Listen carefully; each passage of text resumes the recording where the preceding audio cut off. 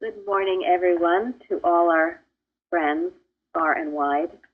We welcome you this morning to our Sunday morning roundtable from the Plainfield Christian Science Church Independent, Plainfield, New Jersey, United States of America. This morning is Sunday, April 2nd, 2017, and there are a few things I wanted to discuss before we go into the lesson. One was a correction on my part.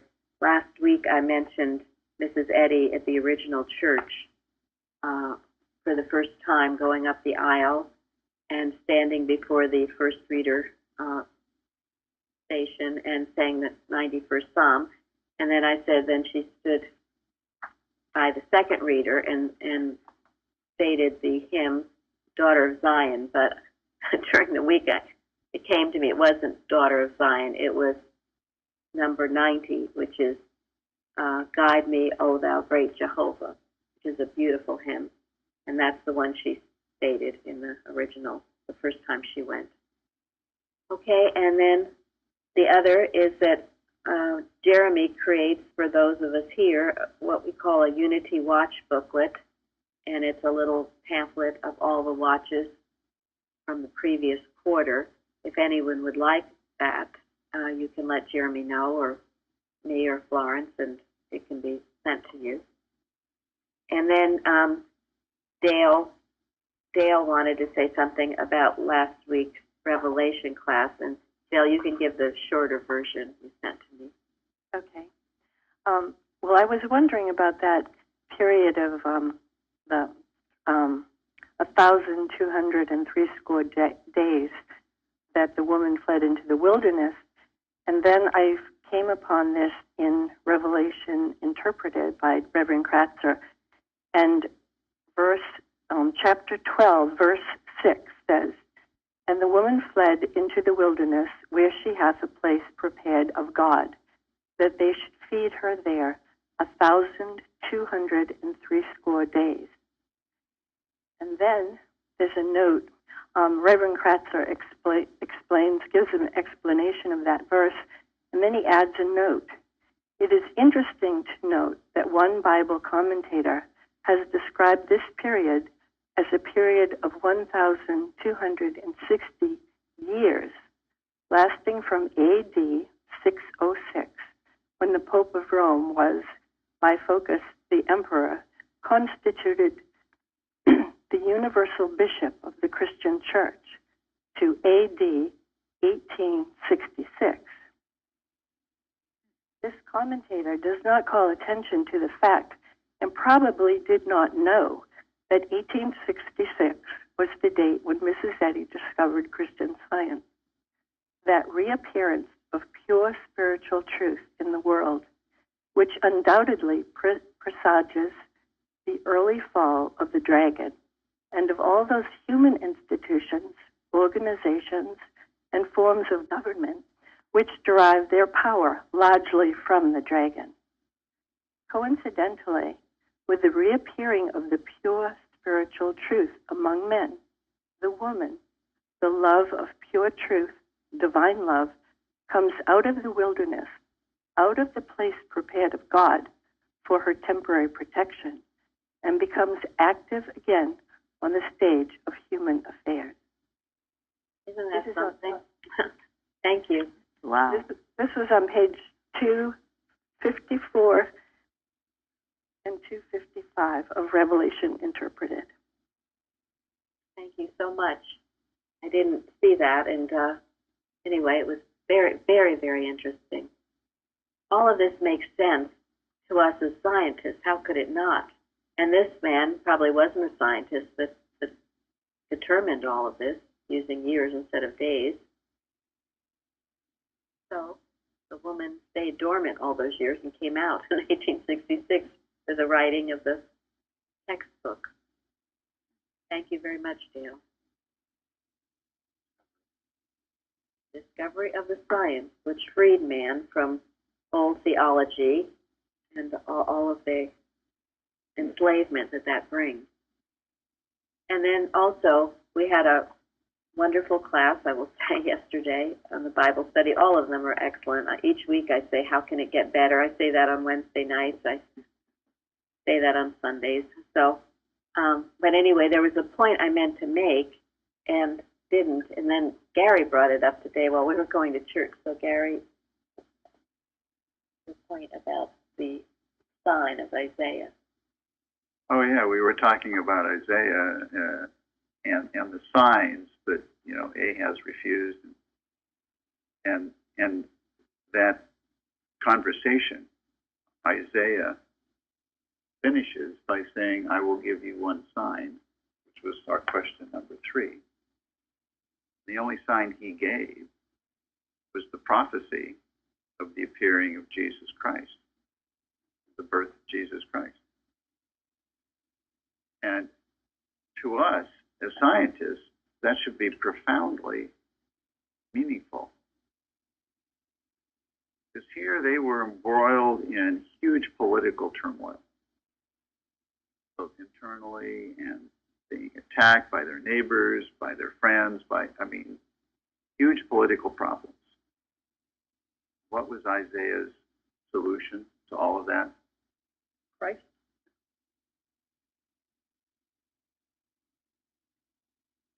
Yeah. As scientists, we should understand that politics is not the answer. Human do-goody is not the answer. Or to be afraid of it. To love it or to fear it, not the answer. Correct. The only answer there is to anything is the Christ.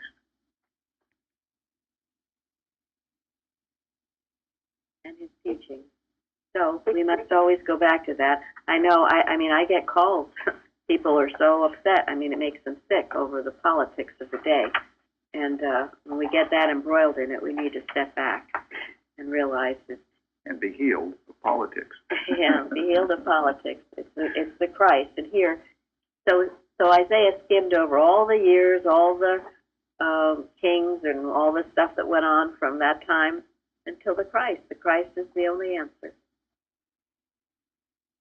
So we we're getting can pray for the country and for the world. Oh, absolutely. And that is our duty to do. Yeah. To say it correctly and to pray for it. And but remember, all the answers, the New Jerusalem was the reign of Christ.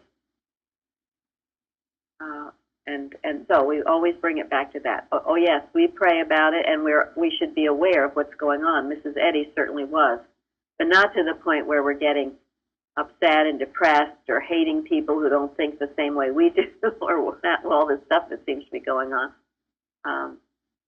That has nothing to do with the Christ, does it? Just say that Christ will rule all nations. It's ruling it now, I think. It is. We just have to know it and stay firm there. And if any of you, have a particular topic, especially for Thursday night, that you want to do a watch on, please mention it, and better yet, write up a watch and send it to us on the condition that we have the right to edit it if we feel necessary. But we would love to have, because if anything that I don't like, it's people who are critical and yet they do nothing to help. So, a while ago we had someone who was critical of the watches. I told him to write the watch every week, and that didn't go over too well. So, if you're going to, or if you have any input or something you want to say, please, this is the church of the people, for the people, by the people. So. Also, I'd like to mention that the watch messages are always edited. Somebody suggests something, 2 or 3 other people add their piece, and it's a group effort. Nobody has exclusive say over the watch messages. Thank you. That's absolutely right. They're always edited. And they're outstanding. Well, thank you, Shardy. That's why they're worth collecting. Yeah, that's true. It's quite a book of all these watches.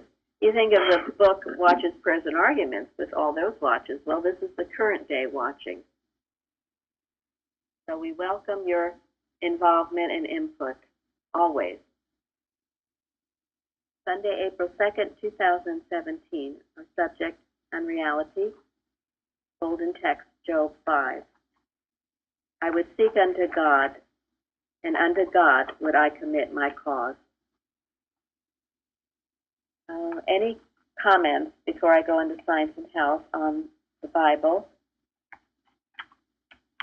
Golden text, responsive reading.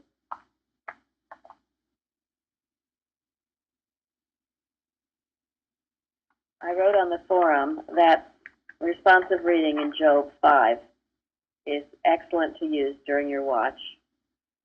He disappointed the devices of the crafty, so that their hands cannot perform their enterprise.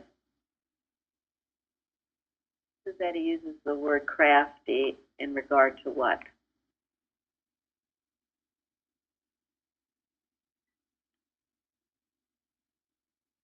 Malicious purposes. The serpent that would lie and spread lies, that would attempt to deceive you. See, the devil can't actually hurt you. The devil can't make you do something that you don't want to do. The only thing the devil can do is to persuade you to do something that is not in your best interest or in the best interest of those you around you. So it has to be crafty to deceive you. And that's exactly what they say about hypnotism, too, that it can't get you to do anything you wouldn't normally do. No. Well, that's what hypnotism is. I always think it's interesting, though, when like, the other side gives away their formula, right, and how they describe it. I think that's And when you're magnetized, I mean, you're sort of like it draws you like a magnet. Exactly. And you can't let go of it exactly. It's hard to let go of it sometimes. Exactly right. Thank you. Yes. This is why it comes tailor-made, as it's been put, something that you're vulnerable to. That's something that you would buy into. And Yes. it got you. Yes. That's why one of the important parts of studying Christian Science is to learn what your weak spots are. Is to know what your hooks are that the devil can grab onto you. We all have kind of hooks, or Mrs. Evans used to refer to them as our Achilles heels. Whether it's family, well, that's a big one for most people. Or, food, bars, whatever. If there's something that you love more than God, that you're not willing to give up entirely for God, the devil's got you, and it knows how to get to you. Yeah, so be aware of that. We've all got them, and make sure you're willing. We put everything on God's altar. Give it all to God. Comes back better than before, just as Abraham had to put Isaac on the altar, thinking he was going to have to give him up to be killed. Of course, that wasn't true, because at that time Abraham didn't know about the loving God, but he found that out. But he was ready to give it all, and that was his most prized possession, if you will.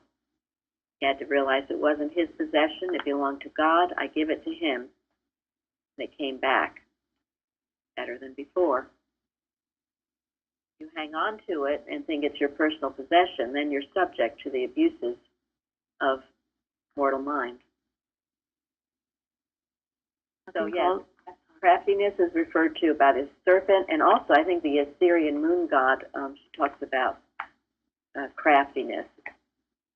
But anyone who is planning harm, anyone who is trying to do anything that's ungodlike, they will be caught in their own mischief, because God's law is supreme and reigns. God's law reaches and destroys evil by virtue of the allness of God.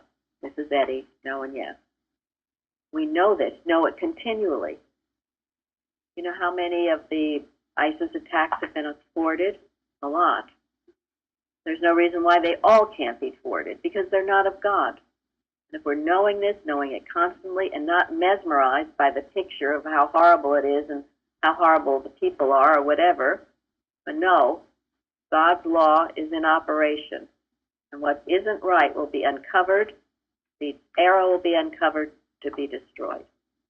Who is going to speak? Yes, I was going to say that, one of the ways also is evil presenting something in the past that disturbed you. And this, I find, is why it says to give up the past. This has been so helpful because it's one of the ways that you're vulnerable. Oh, yes, something happened. Well, so-called happened. If we know in the truth about it, then it cannot use this past history to mesmerize you again. Thank you very much. One of Carpenter's watching points says that in order to complete a healing, you have to know it never happened. It never did happen in divine mind. If you think it happened, well then, of course, you're subject to it happening again. If it's a bad dream, you don't have to think the bad dream is going to keep reoccurring. That's why we work with those pages 390 to 393 in Science and Health. She deals with all of that. Rise and rebellion against it. Blot out the images. You destroy it. If you haven't blotted out the image, it's going to pop up when you least want it to. So, thank you, Florence. Anybody else? Okay, we will go to Science and Health.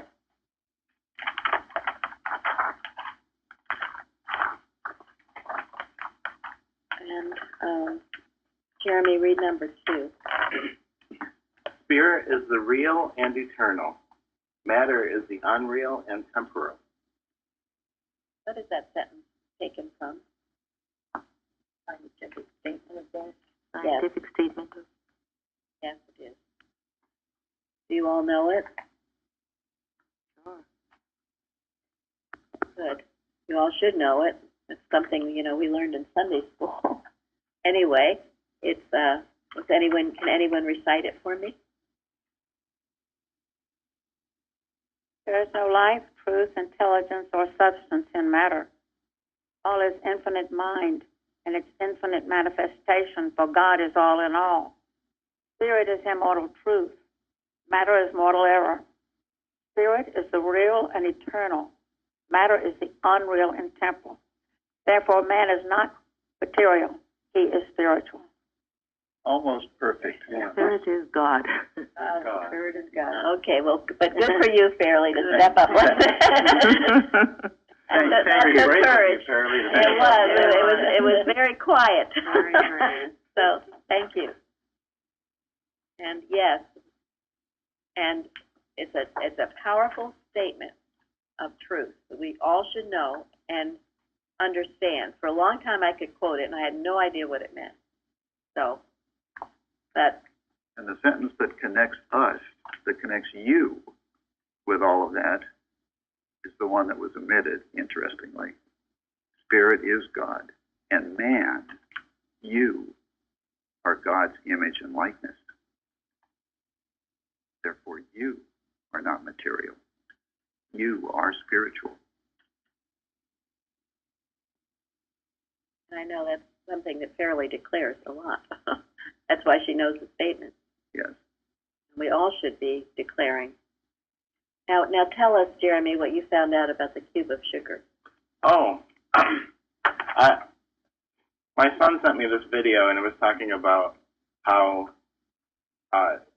the way that material scientists currently understand matter is that they're actually just like really, really tiny particles and surrounded by space and energy to create everything. And it said that if you were to take just the particles from everyone on Earth, those particles would fit inside of a cube of sugar.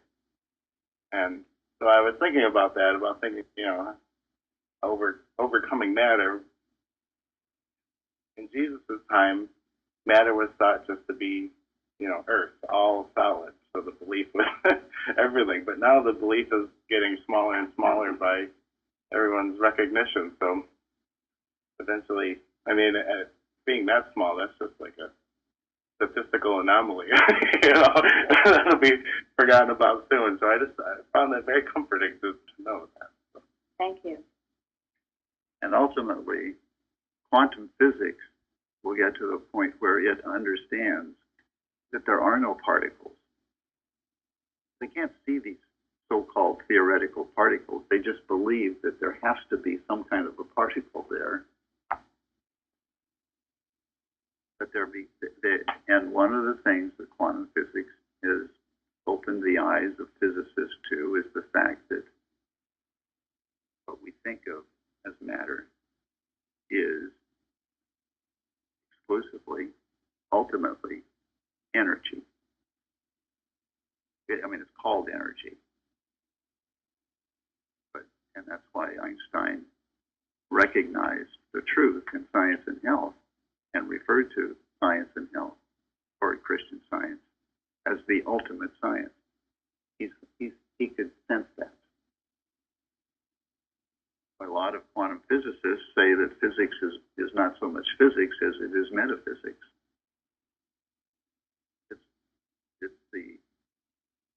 It's the truth working,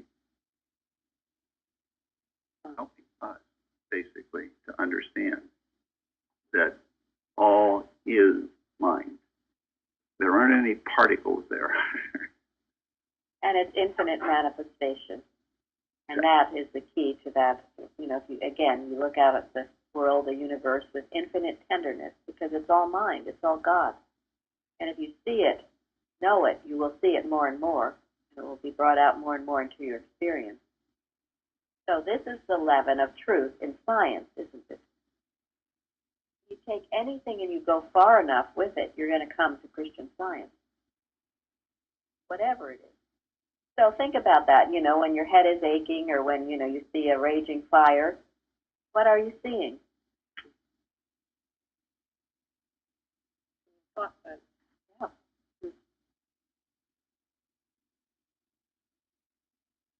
Last week we talked about that, the destruction of the earth. Mrs. Eddy called it what? Malice. That's what you handle with something like a raging fire or anything like that. War, hatred.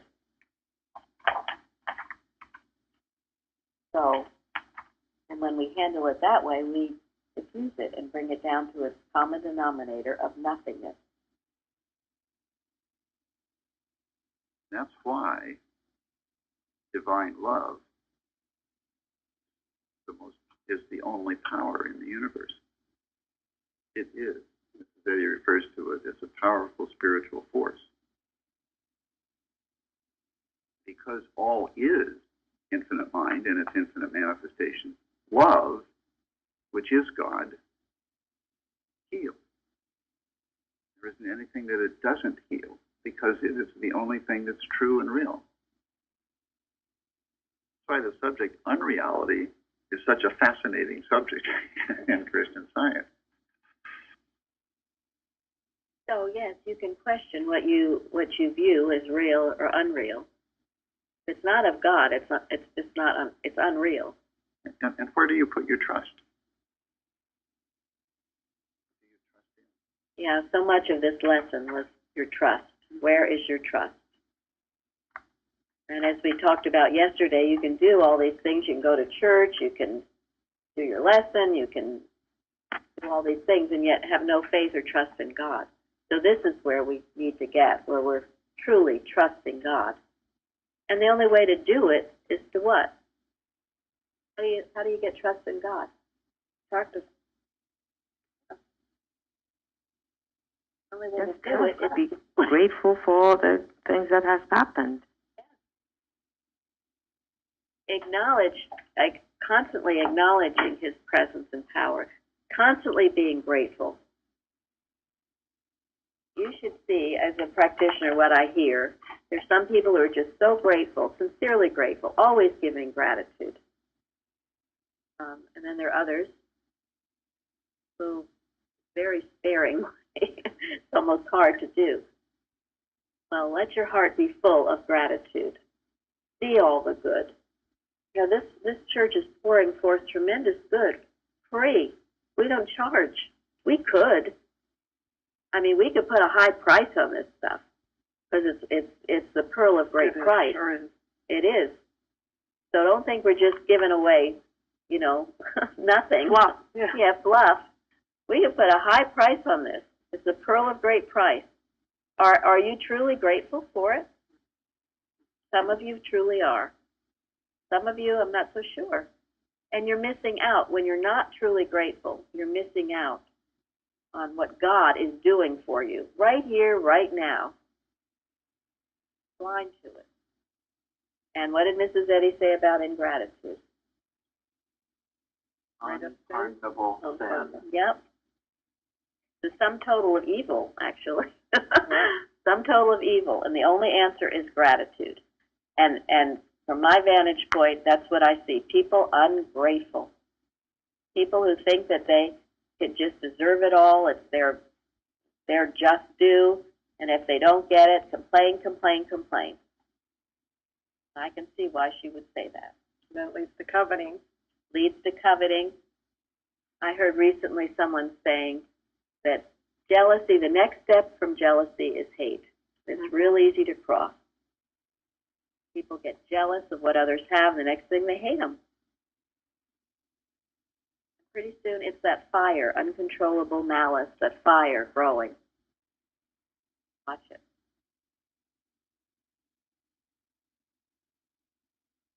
Okay. Let's see. Bruce, you want to read 6, please?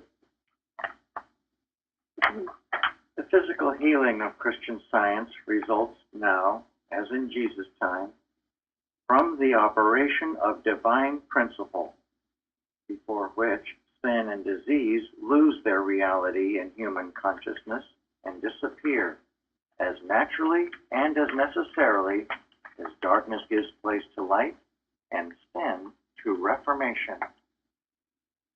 Now, as then, these mighty works are not supernatural, but supremely natural. They are the sign of Emmanuel, or God with us, a divine influence ever present in human consciousness and repeating itself, coming now, as was promised aforetime, to preach deliverance to the captives of sense, and recovering of sight to the blind, to set at liberty them that are bruised. Thank you.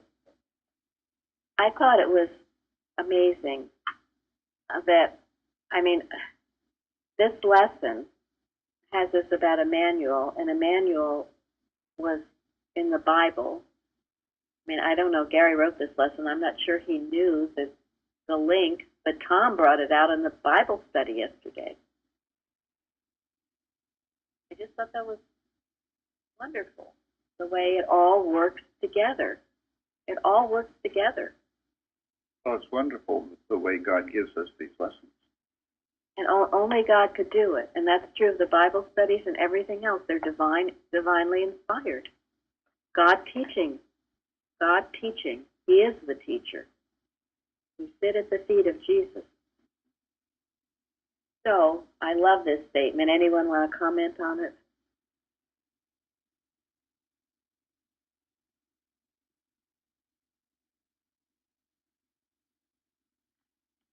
One comment is pretty clear.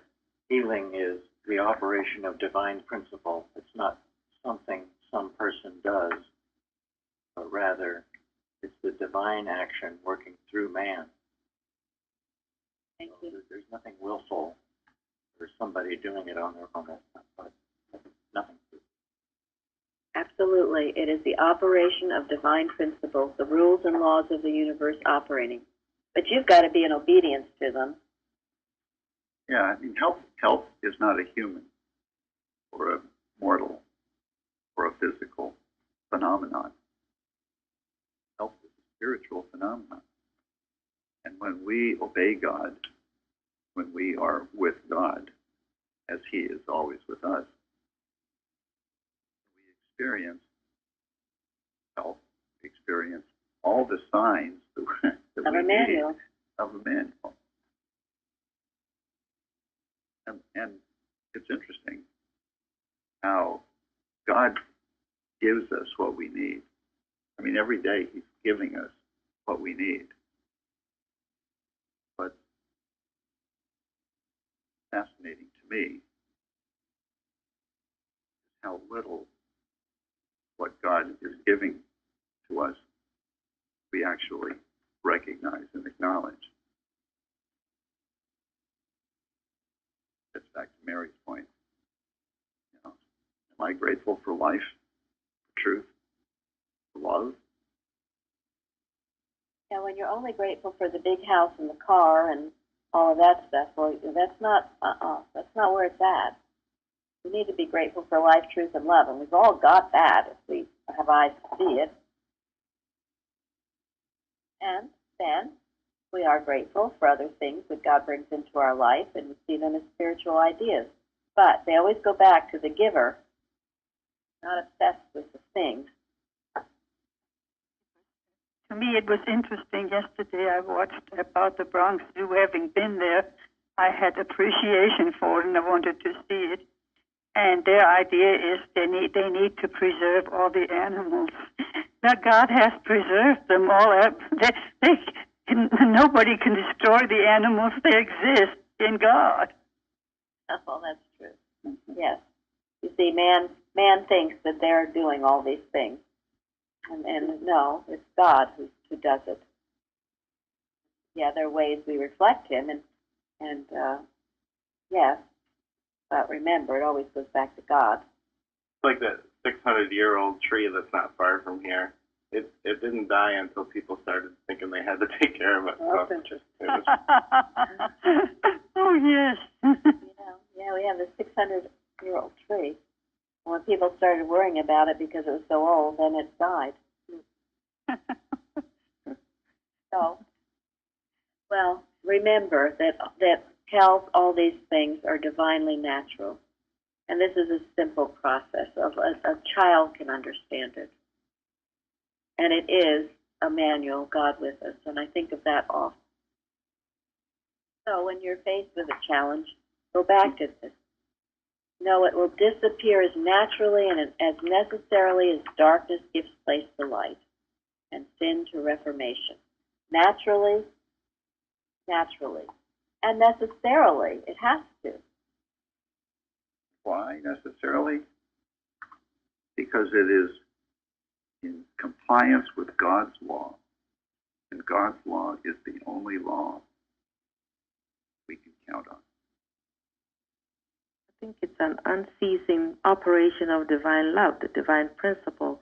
And of course, we are told it sets the captive free, love being the liberator. I like it in this. Thank you. Yeah. When we're talking about trying to save things or do things humanly, I wrote down just a little short quote from listening to Martha Wilcox from the readings from this church, and this statement really got to me. We are stepping out of the dream, not just fixing it up. Thank you. That's beautiful. Good, yeah. And that's the answer. Because otherwise we get so worried we're going to run out of our natural resources, we're going to all of this stuff. And now that's not a claim for waste or abuse. We are grateful for all of God's whatever bounty and abundance. But And we don't waste it. no, or abuse it. Or when we see it as God's gift for us, we are more appreciative of it, more careful in its use.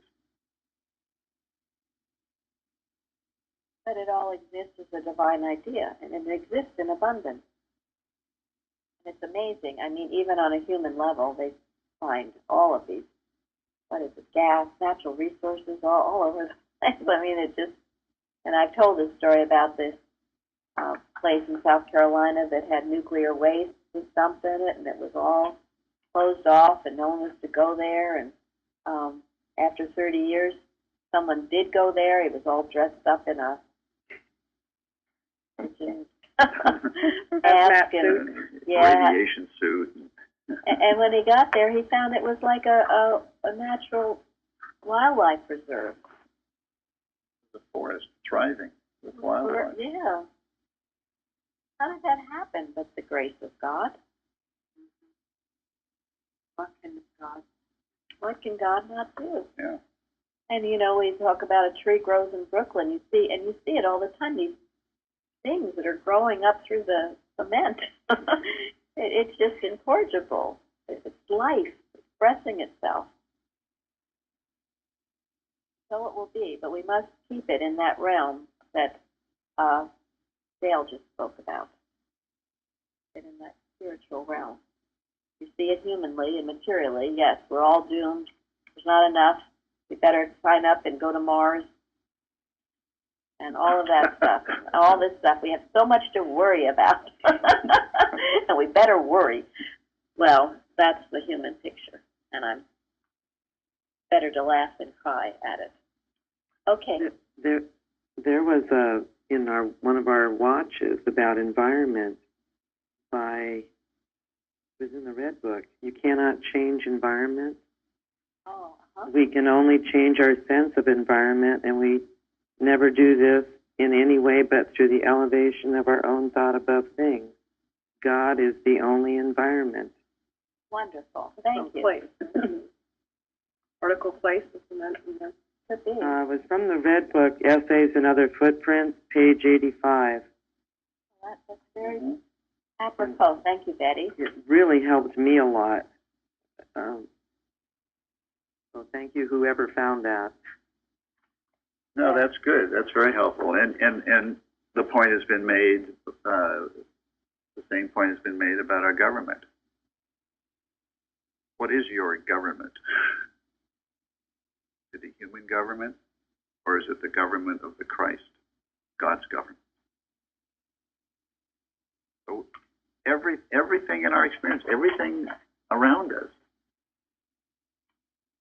is a spiritual idea. And it's up to us to see it that way. That's the challenge. And it's a wonderful challenge.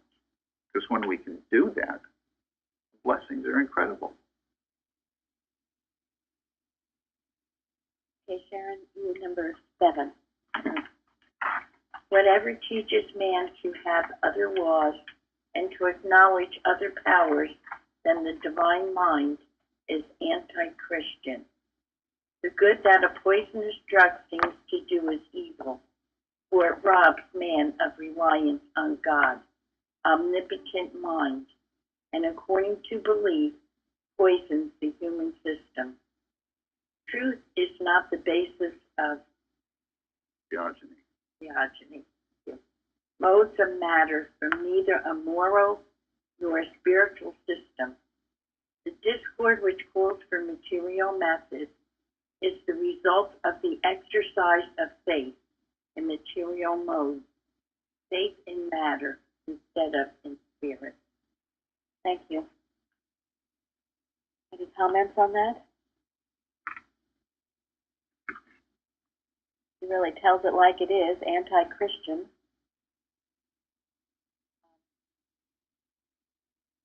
Anything that encourages you to have faith in something other than God,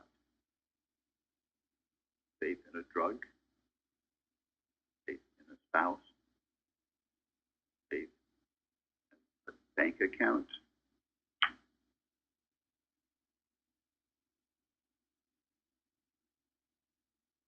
the list could go on and on, right? You want to say something, Jim? I was just going to say that it's not just the bad things that are malice, it's the good things too. They think it's God. Absolutely. They're more dangerous. Who else is going to speak? With God you need was, I looked it up, just a human account, what they called sense of God, why, human explanation of why there are so-called gods. Truth, there's no part of that. Help me a little bit. So much that you can separate. This is God is God, and it's all this human stuff you can kind of put aside and not let it confuse you. It's always good to look up words if you're not sure. Yeah. Now, a lot of the lesson, as it goes on, it is very clear about not turning to drugs or materia medica for your answers. And as scientists, we definitely would go with that. We do not, because we know that God is the great physician and the great healer. And but there are times when perhaps you need something. Maybe it doesn't seem to be working for some reason. And again, I reiterate, there is no condemnation. There is a big pamphlet we have. It's called the 1936 Primary Classes taught by Bicknell Young. A while ago, we offered it to anyone who would like it. It's not on our website, so you have to ask for it. Jeremy was amazed that no one did. But Bicknell Young is so full of practical wisdom in this. You know, somewhere, well, first we had the falling out in the 40s, and then I forget what years it was, but we had all of these cases of the Swan case, I remember. Does anyone know what the Swan case was about? A child? A child died. Yeah. A child, she refused medical practice. She went to a practitioner for Christian Science treatment, and between them, the child died. Now, in this, Bicknell Young takes this up. This is in 1936. It happened, he's speaking about this way before this incident happened, and others like it. I can't tell you how many people tell me I have a relative who died under, quote, Christian Science treatment. That does not have to be. If the results aren't forthcoming, you go to the medical if you need to. And mainly as an adult, right now you have a right. I don't think you have to go. If you don't want to go to the medical, you don't have to. But if your family does, or if there's pressure, if there's some reason, you should. Now, what is Jeremy's story about the medical? That About breaking my hand? no, well that, but no, I'm thinking about the one. The third leading cause of death. Yes. Oh, yeah, that was just last year. They said that the third leading cause of death in America is, complications from medical. Now that's never particularly talked about, but heaven forbid if someone passes on in science. So that's a strong point, and that's another strong reason to stay out of the medical. You really don't. And then we laugh about you take a drug and then it tells you 20 things it might do to you, including kill you. If you should stop breathing, go to the doctor. So science is a wonderful answer, and it heals you not only physically, but it heals you morally. It transforms you. Hallelujah for Christian Science. But I'm going to have Gary read something that Bicknell Young just says in this, practically. Okay. Student asked him a question. Should we demand that our children be exempted from physical examinations in the schools? Answer, well, that all depends. Children of some Christian scientists should be examined. Parents should see that their children's bodily needs are taken care of, and they should teach their children to take care of themselves. That is only being civilized. Mrs. Eddy writes that we should not be patient with a speck of dirt within or without the body. That indicates something in the way of normal hygiene, doesn't it? She says, exercise common sense and common humanity. I know of a case where the child of an ignorant and thoughtless woman was examined at school and a serious defect uncovered, which would have caused serious trouble in time. It was then handled in Christian Science, and the next examination revealed nothing wrong. Question from another student. What about vaccination? Answer. During an epidemic in the Philippines, it is said that Bliss Knapp and his family were not troubled by demands for inoculation, although everybody else on shipboard had to submit. There is protective activity in truth. When one of my sons was going to school, I objected to his being vaccinated. This school principal informed me that they must have some form of a certificate to cover, and I said, well, I'd write one. So as my son's practitioner, I wrote out a certificate, and it worked. It worked for 4 years. Finally, though, the superintendent called me up to say that he was sorry, but something else would have to be done, as this was being looked upon as, quote, irregular. So my son was vaccinated. His mother and I both knew it wouldn't take, and it didn't. But he was given a doctor's certificate, and that was all that was required. So, when our children were growing up in school, they had this certificate, I guess, from church, and they were exempt from all these things, vaccinations, everything. Then they never went to a doctor, and I'm not saying that braggingly. I'm just saying that's how it was. And now things have changed so much. So many, you have working parents. You have children that are in school as babies, and many of the schools, if not all of the schools, they require it. So you don't go around saying, I'm a Christian Scientist, and you're going to, I mean, if you want to, go, you can do whatever you want, but I'm questioning the wisdom of that. Sometimes you just have to bow your head and go along with the rules, that what seems to be the highest sense of right at that time, knowing, as Bignell Young does, that it can't hurt. But you have to work, and you have to know this truth. But things have changed a lot as far as medical, and we must use wisdom. Mrs. Evans used to like to tell the story of this woman, and I believe she went to our church. She sent her children to school with measles because she was a Christian Scientist and didn't believe in them. Well, thanks a lot. And believe me, the school was outraged. And, well, they should be. Now, if you heal it and they go in, fine. Well, that's one thing. But you use common sense. Then he goes into about dentistry and, why Christian Scientists seem okay with dentistry. And he said, well, yeah, a lot of dentistry has to do with hygiene. Said Mrs. Eddy went to a dentist, and I think she had Novocaine. It tells a story. We don't condemn these things. And if someone is doing their best in science and seems to need medical help, that doesn't mean a practitioner in our church is going to abandon them. That's unchristian. It's unchristian. So everyone, you do the best you can with your present understanding, and you grow from there.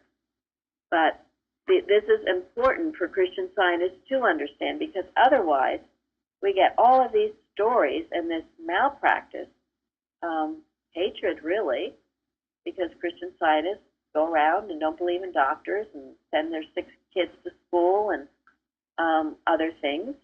That it's not Christian, it's not wisdom, it's not common sense.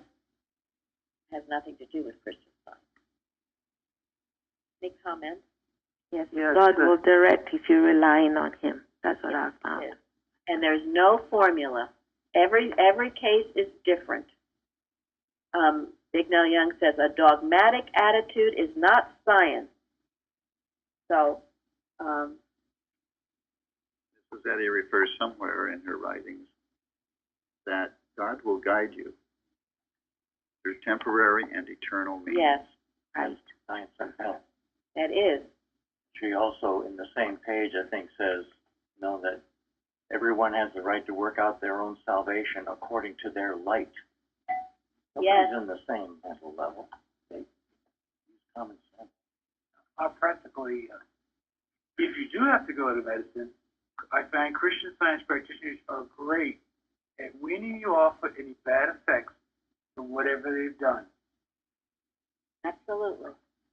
My case, I had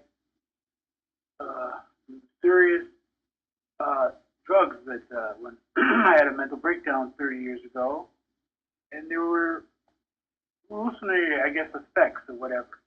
But with the help of our practitioner, why a psychiatrist just weaned me off, the two of them. I had no ill effects, and I do not hear voices or see things. And it didn't take years. All right, I expect it was something like 30 days or so, where it might have been considered a lifetime effect. So, Christian Science practitioners are a great asset if you do have to go to take any sort of terrible medicine. Thank you, Craig. And at times, I think through Christian Science, your own faith in the medical, it goes away, and therefore the drugs all drop off. You throw them out yourself. So. As you grow in science, they're no longer necessary. People have found that to be true. They drop away like an old cloth. So you use great wisdom with this. And it always works. All you have to do is rely on God, trust in it, and do the best you can. And He will take care of you. But you don't do foolish things. Don't do dogmatic things, or just because you're a Christian Scientist and you've got to prove this, that, and the next thing. And humility. Bow your head in humility. Let God guide you every step of the way. Yes, and He will. Out of the darkness into the light. I'm going to end with a few things. These are notes from association addresses, 1943 to 1946, of Una Willard, who was a good worker. I believe these are on our website. Did you ever hear anyone say, I have lived right, why should I suffer? That statement or attitude of mind, remember, is what made the children of Israel have to wander 38 long years in the wilderness. What is gained from erroneous thinking except a bad habit? Do not let a minor adjustment grow into a major emergency. The Bible. Study it, love it, discover its precepts, and live by it. It is a perfect mine of information, inspiration, support. Edward VI, when he had been given the sword of England, France, and Ireland, said, There is yet another sword to be delivered to me, and I mean the sacred Bible, which is the sword of spirit, without which we are nothing, neither can we do anything. Okay, we will have a wonderful service going forward and take these truths and live them, make them ours, and have faith in our Father, Mother, God. Thank you. Thank you. Thank you. Oh.